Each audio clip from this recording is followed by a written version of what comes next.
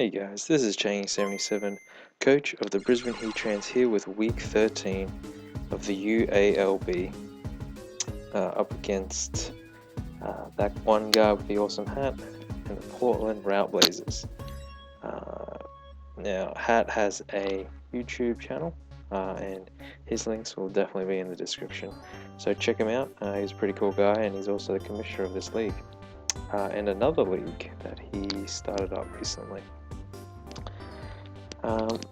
But for this league, he has a very good team, and his record shows currently with the second best record overall. But regardless, we still need the win to continue our playoff hopes. His team consisted of Rotom Wash, Zapdos, Haxorus, Mega Gallade, Entei, Donphan, Togekiss, Registeel, Drapion, Miltank, Nelux, and Floatzel. I think I knew Entei. I prepped pretty hard for Entei, quite hard for his physical attackers. I didn't think his special attackers were that prominent, so he had Rotom Wash and Zapdos, as well as Togekiss, and I guess that's it. None of them are particularly that threatening, I guess. I guess they can be annoying, especially with Togekiss if he was scarfed and could flinch me down. But yeah, I didn't feel that threatened by those special threats, and I thought I could handle them with my Scarf Rotom or Dragon Dance on Salamence. So I brought a Mega Heracross with knockoff, Bullet Seed, Rock Blast, Close Combat, Adamant, Max Attack, and enough speed to outspeed some things. Snorlax was pretty much fully defensive to take on the Entei. Also, Curselax runs shot through his team by Registeel, but Registeel can't really do much. Cress was a screens Cress, because I felt if I could set up behind some screens with Mence, I could win. I also had T-Wave and Luna Dance to heal something back up. Mence was a DD, Stone Edge, Earthquake, and Outrage. Nidoqueen was a Piper Berry, which reduces super effective psychic attacks with Sub and Earth Power, Sludge Wave, and Ice Beam. And Rotom was a Scarf set with Volt Switch, T-Bolt, Shadow Ball, and Will-O-Wisp. So yeah, let's get this underway. I was going to lead. Well, I was pretty much always going to lead with Rotom, because it was a fairly solid lead and it was scarfed, so I could always Volt Switch out. And yeah, provided he didn't lead with another Scarfer like Entei or Drapion or Haxorus. I didn't really think Haxorus could be scarfed. I think DD is a much better set. Yeah, I thought, and even if he did leave with Drapion or Haxorus, I could always Will-O-Wisp. And yeah, I also was convinced, quite convinced that his best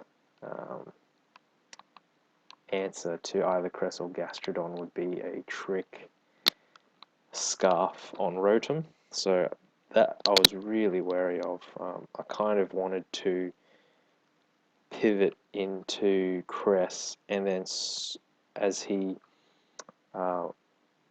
went into Rotom, and then went for the trick, and then I'd go into my Rotom, or Nidoqueen or Mence, just to get that Scarf. That was the plan. So I lead Rotom. As we see, he leads with Rotom Wash. Now, I thought because I was convinced that he was the Scarf set. Also, as you can see, his team doesn't really deal with, well, his team in general didn't really deal with Gastrodon. But I know Hat, and I know that he would prep for that, so I was quite aware that he would bring HP Grass, Natural Gift even, so that's the reason I didn't bring Gastrodon. But here, I thought he was just going to switch, Volt Switch out, predicting whatever, so I thought Will-O-Wisp might be the best play because he might trick even. So I go for the Will-O-Wisp as he just Hydro Pumps turn 1 and takes out my Rotom. Now this was one of the ways that I was going to take out Mega Glade. I had two plans. One plan was Shadow Ball, which does a clean 80% to Mega Glade, provided it's the standard offensive set. And then kill it with Nidoqueen, with Sludge Wave or Earth Power, which both do around 50%. That was one plan. The other plan was Dragon Dance enough to kill the Mega Glade. So as you can see, turn 1, one of the plans just goes straight out the window. And this was a huge mistake on my part, that I would not even think to prep for a Specs set on any of the 3 special attackers. And this oversight could potentially be costly. But knowing that it's Specs, I'm able to make an aggressive play, go into Salamence, and I'm able to Dragon Dance as he Hydro Pumps, because I know it can't even do 50%. Now here, another predicament. I'm able to Dragon Dance up again, get it to +2, because Stone Edge doesn't kill at +1, or lock myself into Outrage, kill, be at a healthy enough range, and just hope for it. Because if I lock myself into Outrage and I kill this Rotom, obviously the Registeel is going to come in. So hopefully the Registeel doesn't have, or can't, one-hit KO me from 54%.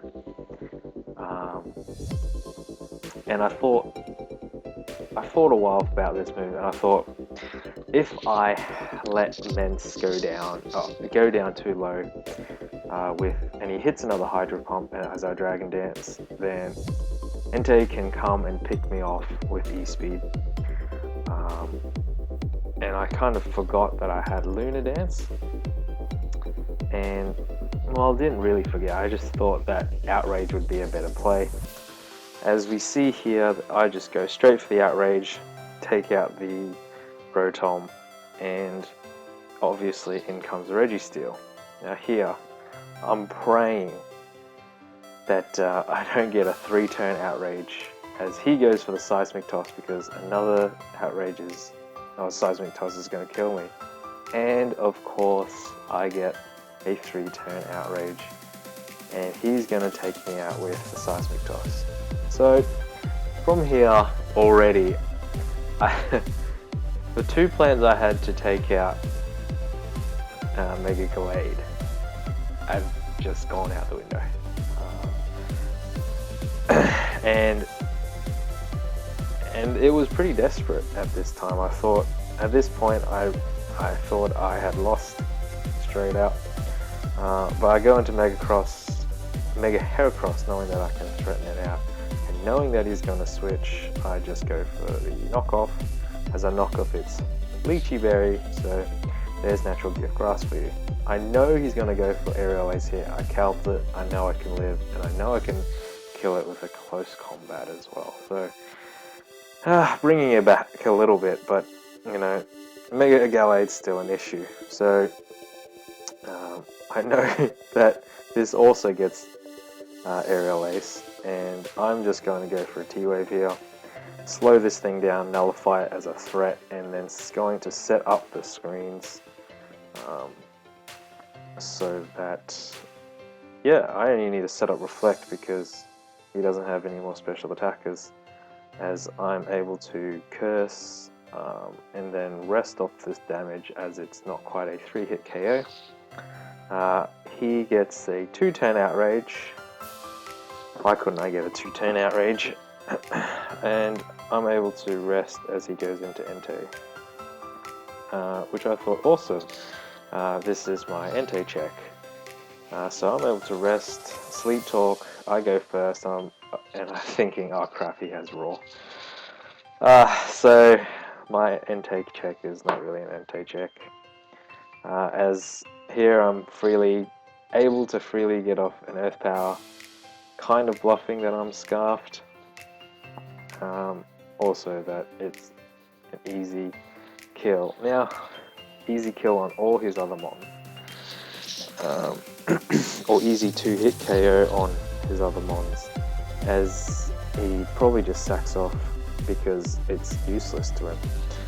Now in the chat, I actually said to him, the Scarf Queen for the win, planting that seed of Scarf Nidoqueen, and I actually make a stupid play and click Earth Power when I should have clicked Sludge Wave, because Sludge Wave does more damage, as he goes for the knockoff. And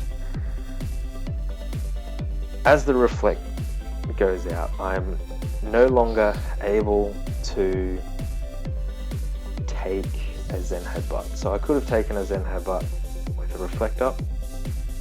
I can't take a Zen Headbutt without the Reflect. I could have if I had the Piper Berry, but he's just knocked it off. So if I had gone for Sludge Wave, that would have done just over 50%, making it a 2-hit KO. And after this player, I'm thinking, if he goes for Swords Dance, I lose, or yeah, if he goes for SD, I pretty much lose. Well, that's not what I'm thinking. I should have been thinking, if he goes for SD, I pretty much lose. I should attack. But here I'm just thinking, Nidoqueen is my win con. I can't let it die. If it dies, I lose. So I'm thinking, okay, I can just go into my Mega Heracross, sack it off, as he's going to go for the Zen Headbutt, but no, he goes for the Swords Dance, and here he goes for the Drain Punch, gets a bit of health back, and here I'm thinking, please, Cress, be fat enough to live. It's not fat enough to live, and I'm going to get swept by Mega Glade, which doesn't even have Z Headbutt, so I should have just stayed in and killed it with Sludge Wave. As you could see, Sludge Wave would have been an easy 2-hit KO if I clicked it instead of Earth Power the first time. So that's another week that I am swept by Mega Glade. I don't have a very good record against Mega Glade, evidently. And this makes our playoff chances very, very slim. That was a very good game, Hat. He prepped much better than I did. He had answers for my checks, and that's my fault. In hindsight, I probably should have brought Tornadus. probably should have brought Gastrodon, but it doesn't really matter, because yeah, I mean, this team was pretty experimental, just wanting to try out Mega Heracross, which, to be honest, I don't think I've used that well, but that's alright. As for the playoffs, so T-Bug and Z-Man play next week, and they both won this week, so one of them will be going through to the playoffs, and the other will be, and the other one would lose, obviously. Now, if we win our match against the Chicago Hoodlums, then we have a chance to get into the playoffs. What that chance is, I'm not sure because I haven't calculated it, but I'm pretty sure if T-Bug wins, then we can't get in, but if Z-Man wins, then I think we have a better division record than, or head-to-head record than T-Bug, so we might be able to scrape in, but that's okay. It's if we don't make it, it's alright. We played pretty well throughout this season, starting off I think 1-5 and being able to win quite a few games, and so yeah, I hope you guys enjoyed that match. It was a great match. See you guys later.